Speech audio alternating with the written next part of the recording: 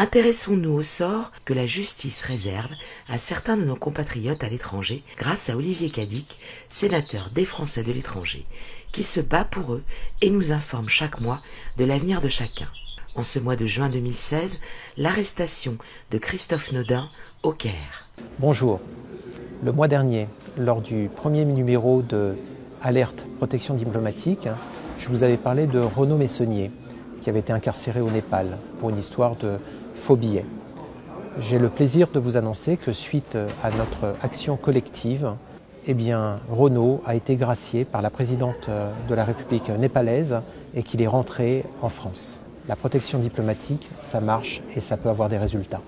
Aujourd'hui, je vais vous parler de Christophe Naudin. Christophe Naudin est un expert en sécurité aéroportuaire, aéronautique. Beaucoup de gens le connaissent. Il intervient sur les plateaux de télévision quand il y a un crash ou quand il y a un attentat. Christophe Naudin, dans le cadre de son travail, était au Caire le 4 février, quand il a été arrêté. Il a appelé mon bureau.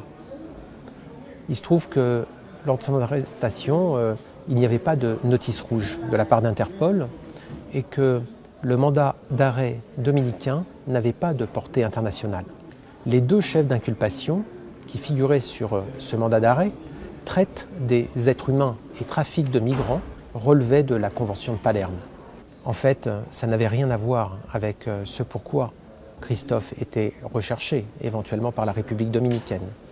Christophe avait aidé deux pilotes français qui avaient été arrêtés et condamnés en République dominicaine à revenir en France pour être mis à disposition de la justice française.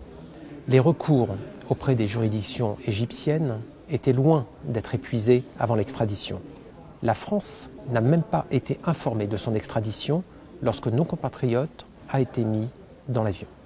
Il est impératif que pour que notre protection diplomatique puisse s'exercer, que notre compatriote, lorsqu'il est arrêté et qu'il y a un litige entre deux pays, puisse être sécurisé, mis dans un pays tiers, comme par exemple les Pays-Bas, à La Haye, ou en Suisse, à Genève, et que l'on puisse vérifier la réalité de la demande lorsqu'un de nos compatriotes est inquiété par un pays étranger.